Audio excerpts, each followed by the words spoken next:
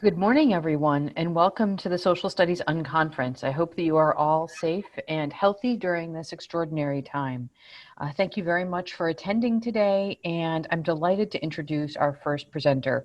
Bert Snow, I've known for a number of years, and in fact, I think we first presented together on the importance of games in 2008.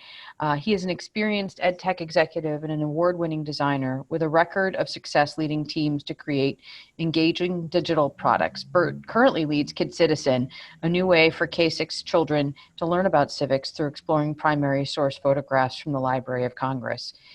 Additional pursuits include senior design advisor at Muzzy Lane, principal founder of Snow & Co., and author of the Gates-funded research report, The Potential for Game-Based Learning to Improve Outcomes for Non-Traditional Students. So let's give Bert a warm welcome, and Bert, I pass the torch to you. Great. Thank you, Tori. 2008, boy. We were 18. Exactly. That's not true, actually. Before getting involved in game-based learning, I was already experienced in the world of game design and have brought that to the work I've been doing. So it's really exciting to have everybody here, to have the opportunity to talk about this project, KidCitizen. I want to do a shout out to my partners in KidCitizen, Dr. Eileen Burson and Dr. Michael Burson, who couldn't be here today, but it gives me the opportunity to present. So I'm going to have fun, and I'm excited to be in the presenter's chair. So what I'm going to do is I'm going to do a quick walkthrough of just what KidCitizen is on the website, and then we're going to jump into a KidCitizen episode, and I'm going to play it, but we're going to give you some opportunities to make some of the choices that the K through 5 students would be making along the way. And we'll do that, and then we're going to have some interesting questions for us all to talk about in the chat. So what I'd like to ask you all to do is find the chat button, mouse along the bottom of your Zoom window, and find the chat button and click that, and that'll fire up the chat. And feel free to chat to everyone with each other about things that you see, things that you think are interesting, or I'd love to have that chat going on as we're doing this. You'll also see a Q&A feature. So if you have questions for us, for KidCitizen, go ahead and put them there. And Cecilia, who's behind the scenes helping me do this, will answer them. And if we can answer them, we'll get back to you with answers later on. All right, so let's go. So KidCitizen is really, it's a cross-platform, web-based app. That means it works on PCs, it works on phones, phones, although they're a little small screen. It works on tablets, it works on Chromebooks, Android, Macs, everything.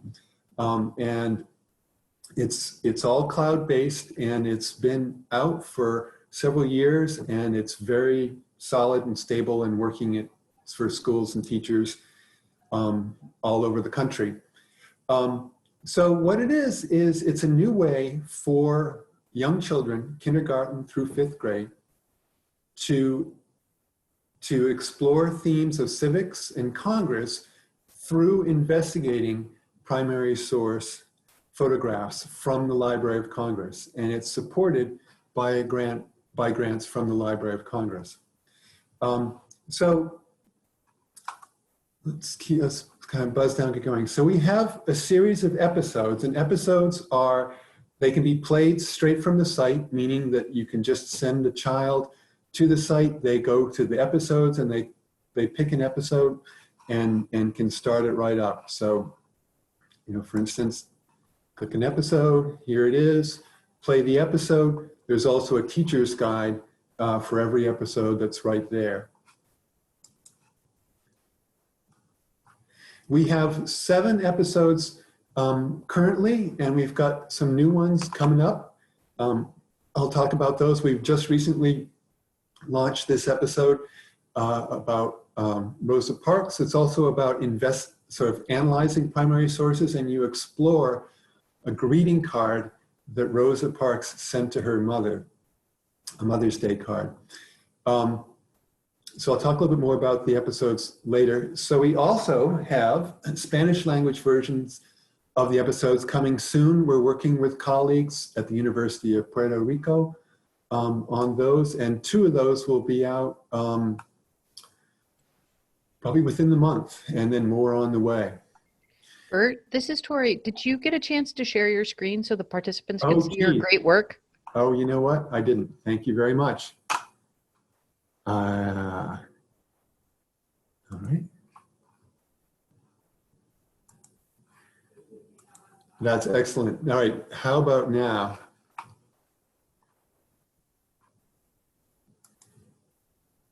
Can you all see my screen?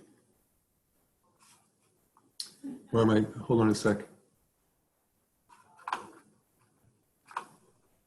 We were seeing your Zoom screen, I think we were seeing.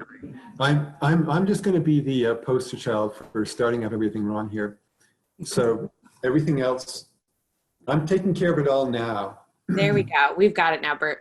Perfect. All right. All right.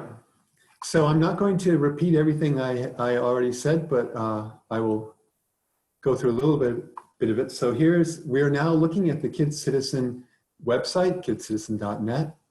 On the website, we have all of our episodes that I was talking about. Now, so as I was saying, all of the episodes are available right here on the website. There's no sign-in required for children or anybody. You can just click on an episode and go ahead and play it. So here I'm going to click on the community helpers episode we'll be looking at. So here it is with information about it, and just click this button to play it on any device. There's also a teacher's guide that you can get right here as well, and there are teacher's guides for every episode, which also have ideas for extensions of the activities in the classroom.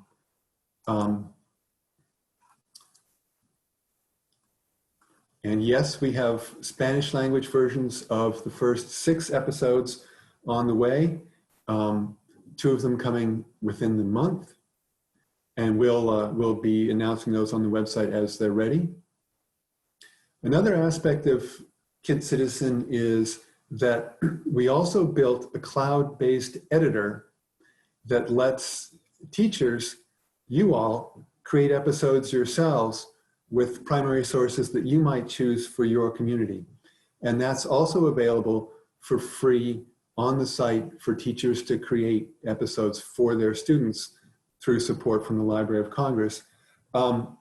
It's the same tool that we have used to create the episodes you'll see. It's a little bit complex, not too bad.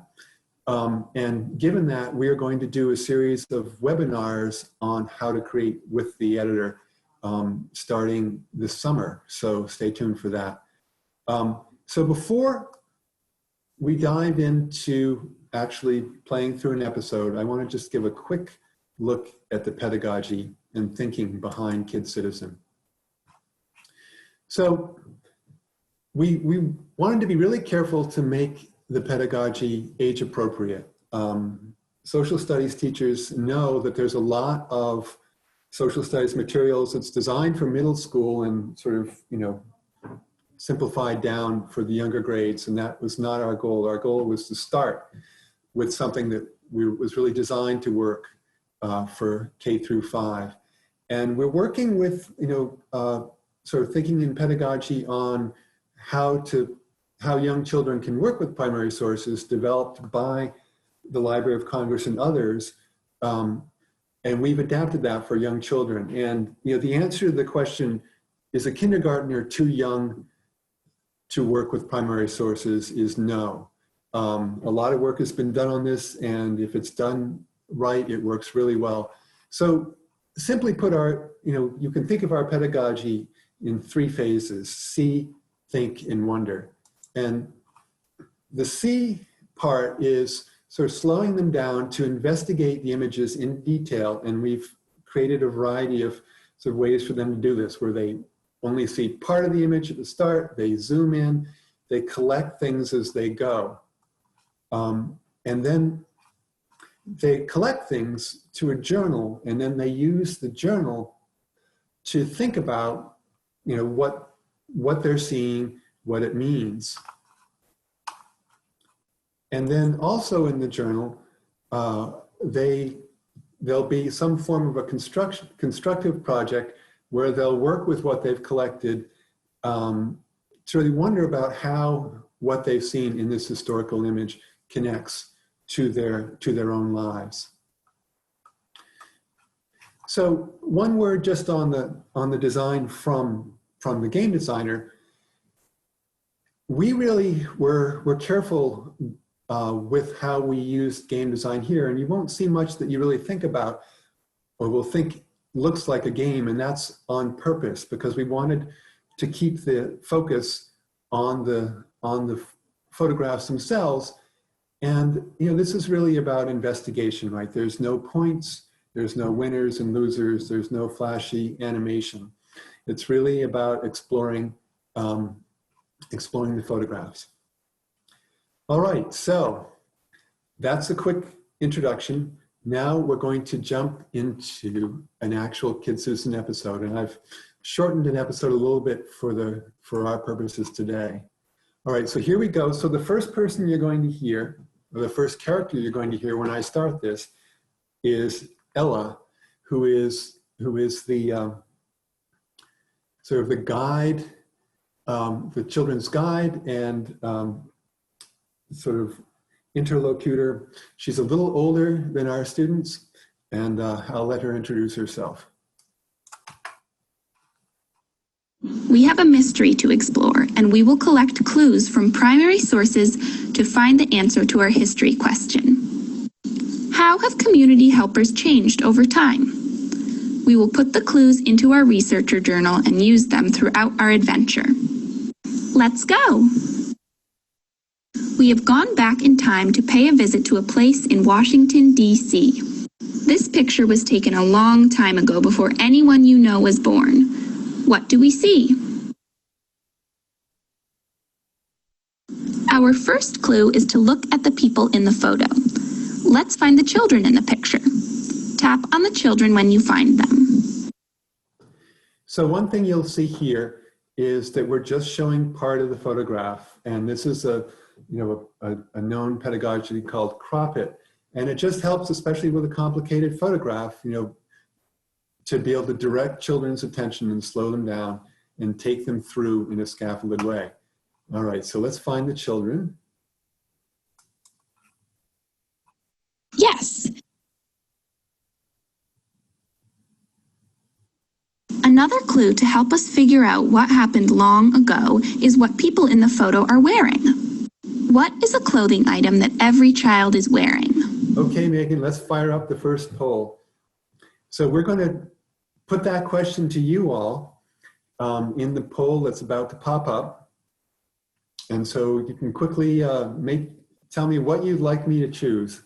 So one thing, and while you're doing that, one thing I'll say is that KidCitizen episodes can be played beautifully by a child by themselves, but in classrooms, we recommend playing them in dyads, in other words, two children. And in the home, in other circumstances, a child playing with their parent, a child playing with another parent, with another child, works really well just because of that extra conversation that comes along.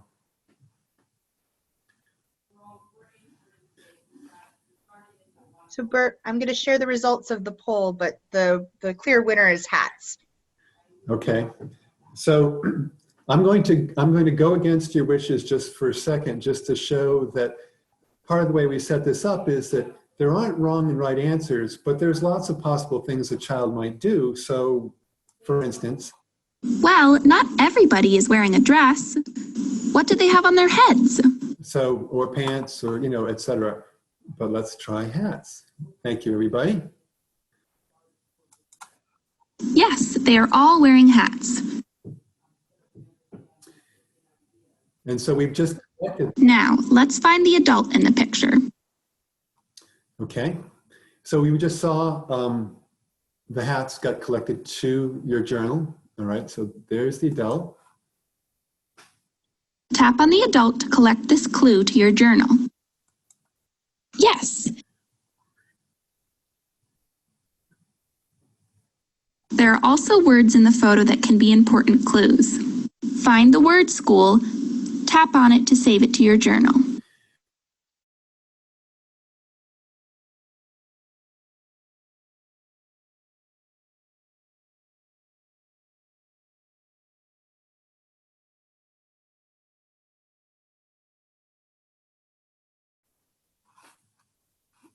So, School begins with the letter S. Find this letter. right, so we just gave a little scaffolding there. Yes, that sign says school.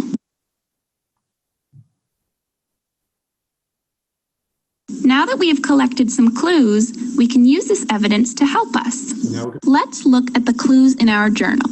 We have a child wearing a hat, an adult, and a sign that says school. Which of these clues shows us that this is a picture from long ago? okay, here comes your second poll, chance to answer this question. So in the journal, you know, each thing that you collect, you can, as a child, you can go tap that journal anytime, and you'll see whatever you've collected so far. And then when we get to certain points, we create specific activities in the journal working with what you've collected.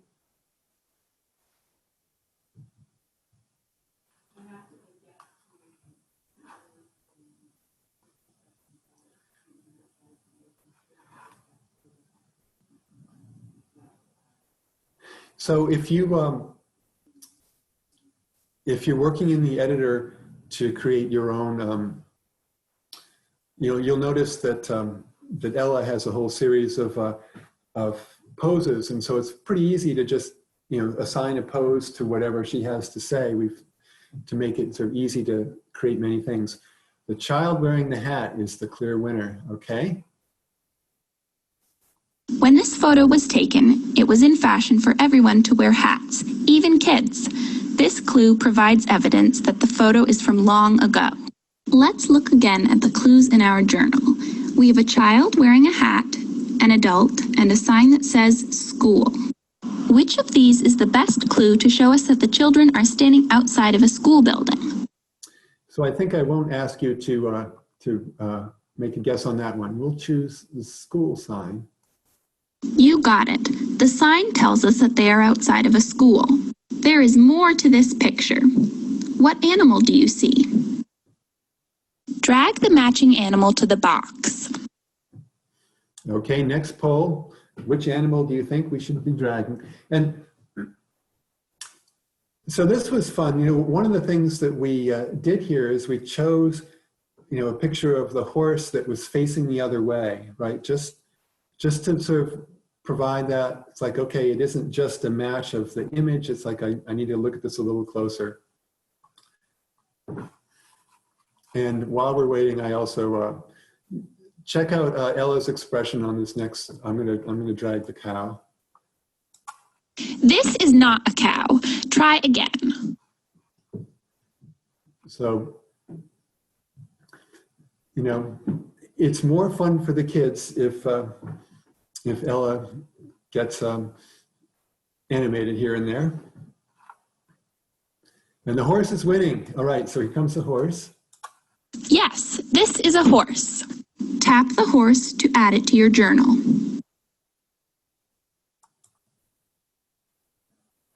And we've shown another. Let's look at some more of the picture. Tap the man to zoom in. So we've unveiled a little bit more.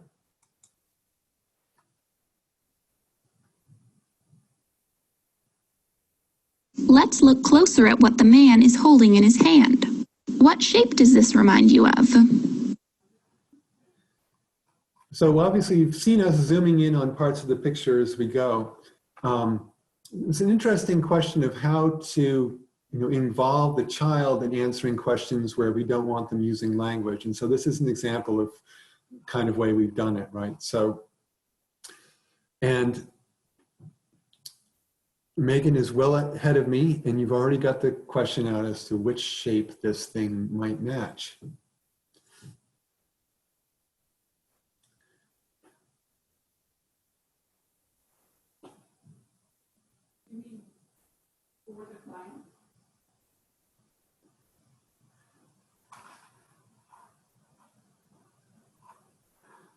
All right, the cube wins in this shocking development. It does look like a cube. Collect this. The shape gives us a clue about what this might be. Think about something that takes this shape. What might this be? Let's explore more and see if your ideas change as we collect more clues. Maybe the size of the object the man is holding can help us explain what is going on and give us another clue to figure out what this community helper does. Which of these containers do you think the object would fit in?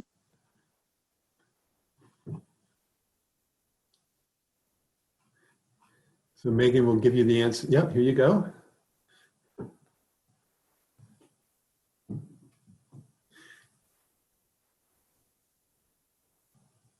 So that large icebox on the bottom is actually Franklin Roosevelt's icebox. You know, you're looking for an icebox in the Library of Congress photographs, and that's what you might find. And also, just a side note for all of you, the Library of Congress is working really hard digitizing more and more and more of their assets. And they have a new chief librarian. They've got a new, they have a new approach to what they're doing, which really has a strong focus on making the assets of the library available for teachers and students. And so we're excited to be part of that. But I would recommend just go to loc.gov. It's amazing what's there. And the icebox is the winner. Although I'm going to click on the coffee cup for the file. I think that cup might be too small. All right, here we go. I think it might fit into this icebox. An icebox was used a long time ago before people had refrigerators. They would place a giant block of ice in the box with their food to keep it cold. So, have you figured out what the man is holding in his hand? Let's find one more clue. I noticed there was some writing on the cart. Take a look at it. Can you see the word ice? Tap each time you see it. So we're looking for the child to find it twice. I like how you used your careful observation skills to find the word ice. There's a second word ice on the cart. Find it and tap on the word. So here's the second word ice, but we notice there's also the last three letters of office spell ice. So for the child that finds that. Cool. You found the letters I, C, and E in the word office. So here's what we have figured out. The man is holding a large cube-shaped object and standing in front of a cart with the word ice. But that is not all that we found. In the same picture, we also saw a group of children standing with a woman in front of a building with the word school on it. Let's look in your journal to see everything you've collected. Let's look at our clues. We have a woman standing in front of a school. What do you think that woman does for a job? Mother, teacher, cart driver. All right, here's your last choice.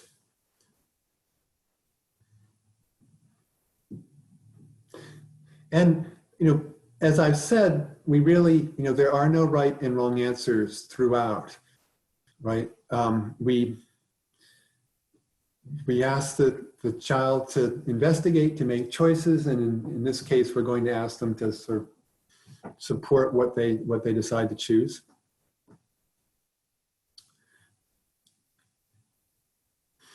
In the full activity, after this, we have a work where children make connections between the photographs they found in modern photographs of similar things. I haven't included that in what we're doing today for time. But I do want to encourage everybody, you really can just go to KidCitizen.net, choose an episode, tap on it, and check it out. They all just work right away on anything.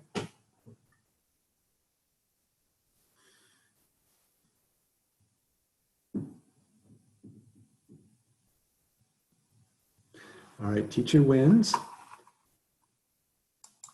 You think she might be a teacher. Choose 2 clues from your journal that tell us why you think so. Okay, so now, what do I think? So, all right, she's got all these kids. That's Good thinking. But I'm gonna have some fun because, So do you think that she teaches the horse? And if the kid, I'm gonna try dragging Ollie's here, right? That's an unusual choice. And so on. That makes sense. All right, so this is as much as we're doing in terms of actually looking at this episode. So I'd like to ask everybody to open up the chat if you haven't already done so. And then we have... This has been fun, exploring how community helpers have changed over time. I can't wait until our next adventure with primary sources. See you later. I've learned one should never try to interrupt Ella. Okay, so I'm going to...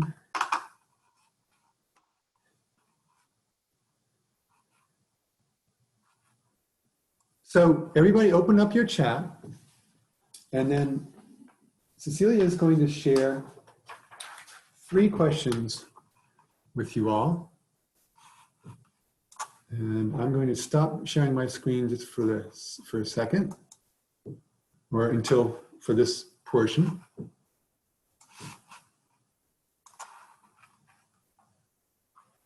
Okay, so Cece, can you give us a yell when the first question is up? Yes, absolutely. It is posted. How would you facilitate student connections to their local community and the contemporary context of community helpers today?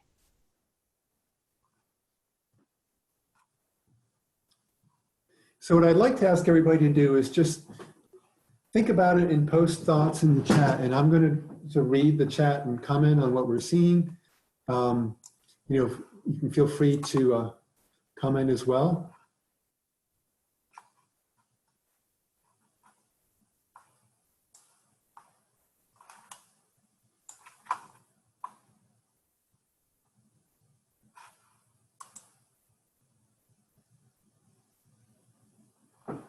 I would have them tell about a community helper they know. Yeah, that, boy, and certainly thinking about where we are today, right, where we're so dependent on people who are out doing the help in our community. Discuss how they've changed over time. Oh, interesting. You could have them look around and take pictures or draw pictures of community helpers around them, right? Like to notice them. Yeah. That's an interesting thought, how you take that slowing down and careful looking at this photograph and then connect that to careful looking at what's going on in your community.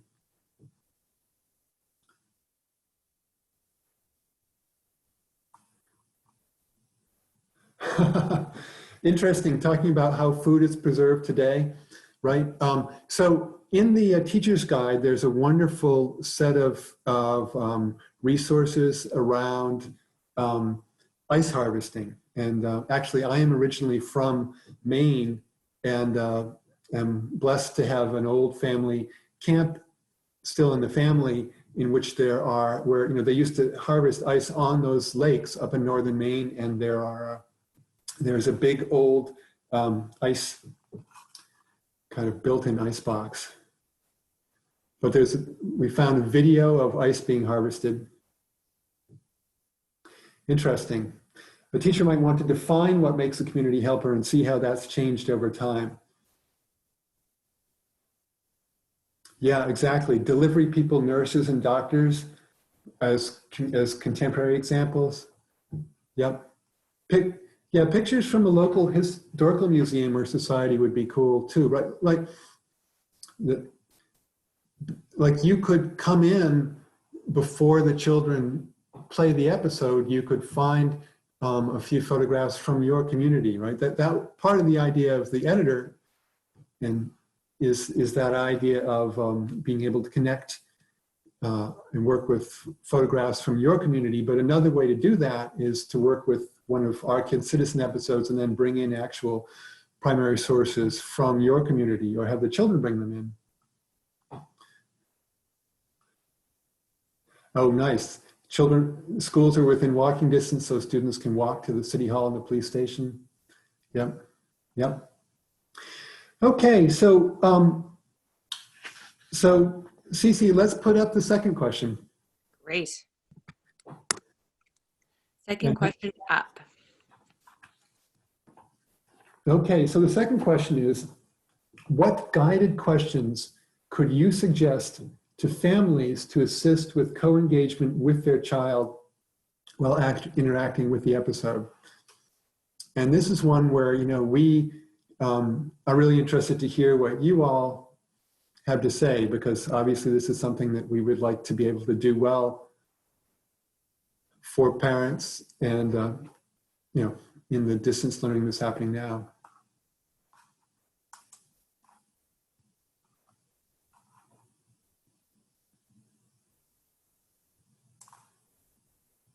Interesting. So what do you notice? What stands out to you?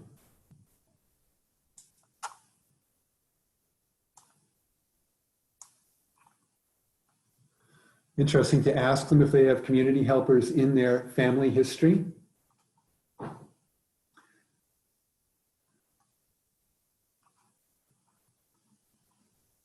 Oh, use an old photo from your family history and have your child analyze that.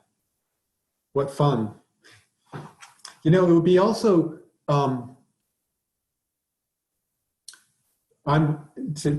have a child pick a photo and prepare an activity for the adult to explore it, right? Like, I can imagine saying, okay, I'm only going to show the adult part of the photograph. Virtual field trip to explore artifacts. Yep. Yep. Interesting to ask the child what they recognize and what they don't recognize. So that, you know, right. So if they say what they don't recognize, then that's a chance for the parent to work with them on that. Yep. Oh, you know, can you identify another community helper? And this is something, we didn't get to the end of this, but right. The Iceman is a community helper, but so is the teacher, right? A parent's yearbook. Oh, I'm choosing a picture in that to analyze. Oh, that would be great. Yep. Field trips.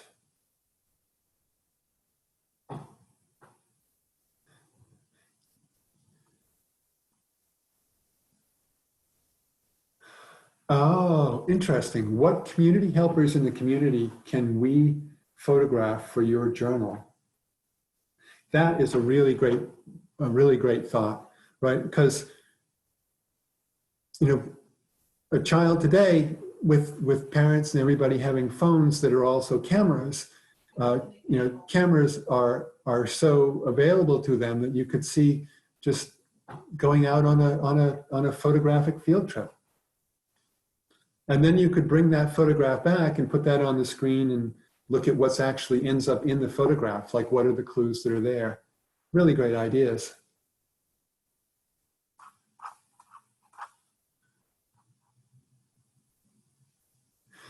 You know, thinking about how the community has changed over time, right? Comparing and differences in style of clothing, cars. Interesting.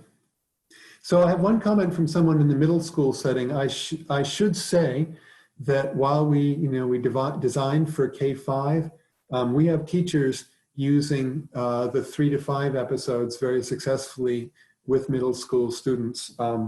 The Congress and Child Labor episode in particular, I was at a conference and I had 3 eighth grade girls come up and say, "Got anything we can play?" And I said, "Sure."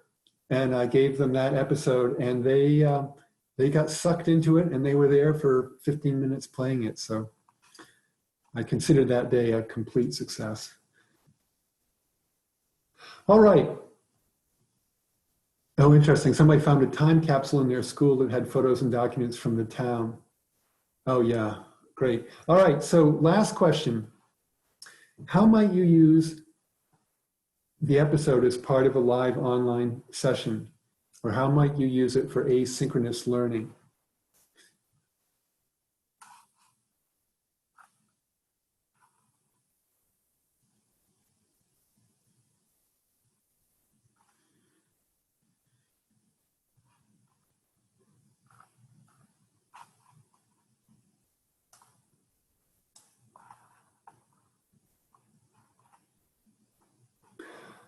Embed in your Google Classroom.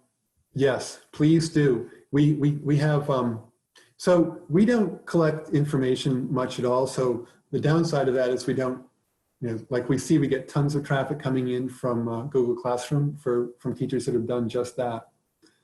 And we're making it run across devices and no sign in, no nothing. So really embed it wherever it makes sense.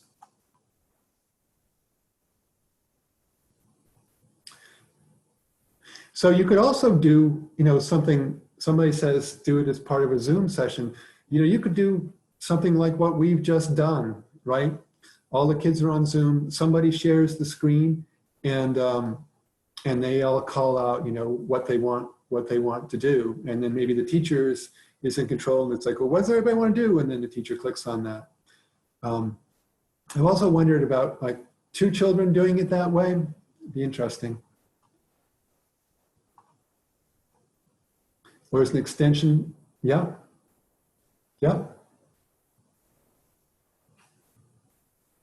Interesting. Have students watch and interact and then provide a short related assignment like that, commenting on what they learned through Flipgrid. Yeah. So I would definitely encourage, downloading a teacher guide to sort of see the kinds of things that are in there, because that's part of what we tried to. Interesting, linking it to the Seesaw platform and take photos of the community helpers they see. Because that kind of extending, when you think about the pedagogy, see, think, and wonder, to be able to take that outside of the app, right? It's like, okay, now I've started thinking about community helpers, how to take that further. All right, so I'm going to stop here. You can keep on commenting, and we're going to save this chat because we know you guys are super sharp, and we want to gather that. But what I want to do now is I want to just tell you a little bit about what's coming up, and I also want to tell you about our community. So here we go. I'm going to share my screen again. I'm going to remember to share my screen again. All right, and hold on a sec.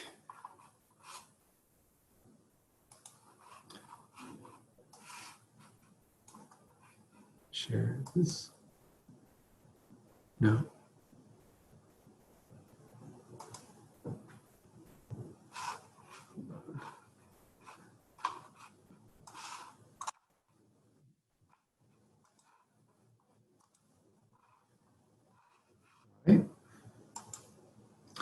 Right, are you all seeing the PowerPoint? Have I done this successfully?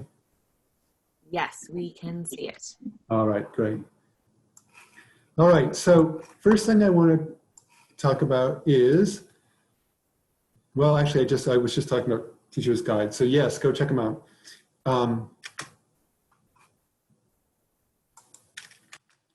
Okay, so we have a community. So we are part of a Library of Congress program called TPS, Teaching with Primary Sources. And TPS has a wonderful network called tpsteachersnetwork.org, where teachers share primary sources, share lesson plans, share insights on how they're teaching with primary sources. It's really cool. And we have a section there, and so we announce lots of things there, and I'll talk a little bit more about something we're going to be doing shortly. I'm coming. Okay, so there's lots of new things coming up. We're working away, and so I want to just quickly share these things with you. So we have just recently launched the Rosa Parks episode. We have 2 other new ones on the way. One that I'm really excited about that's called A Bird's Eye View, Wondering with Maps, and it's really focused on highlighting the skill of wondering, but it's this really cool, bird's eye view kind of drawn map from the late 1800s of Jefferson City, Missouri. Anyway, that will be out soon. That will get announced on the site. And we're also working on a close look at the Miyatake family, a photograph from a Japanese American family interned at Manzanar. That will be out this summer. And like I said, Spanish language versions, the first 2, I think within the month, hopefully. And then we're doing 6 total. If the idea of the KidCitizen Editor has piqued your interest, you can go sign up through the site for the editor. That'll put you on a list where you'll hear about the webinars. I mean, I think one thing I know is that our help is not quite up to bringing people up to speed to be productive with the editor. It's a great tool, but it needs that. So we're going to be doing a training webinar series this summer. And we're going to do a contest on the TPS Teachers Network where you can help us choose both a primary source photograph and a topic for a new KidCitizen episode. That was something we were going to do this spring. We felt that it made sense to hold off given everything else that all of you teachers are dealing with right now. So we're, Michael and Eileen, who are both teacher educators, are very in touch, and we'll announce that maybe the fall, maybe this summer, we'll see. But that's going to be coming up. Something that you can also do if on the website, there's a get in touch with us, or actually there's just a sign up to be on a list to get more information about whatever is going on, and you can do that as well. So that's it for me. Thank you all so much. Really fun to get to show off what we're doing, and hope that some of this might be helpful for you, and also just want to express appreciation for all the work that teachers are doing, dealing with teaching remotely. Having been in this world for a long time, I understand how challenging it is, but I also, how you sort of keep the personal connections and the non-digital side of it is also important. All right, so thank you very much. I'm looking forward to the rest of the day and the keynotes, and it's going to be a great day. Take care. Bert, thank you very much. Wonderful presentation. Everyone will be back at 10 o'clock to hear from Jenny Lim and Greg Teffrey. And I want to take a moment here to thank Dr. Ed Metz from the Department of Education for being sort of the instigator of convening this great group of people, and his work to support the education of our students around the country is just wonderful. So thank you very much, and we'll be back at 10 o'clock. Thank you.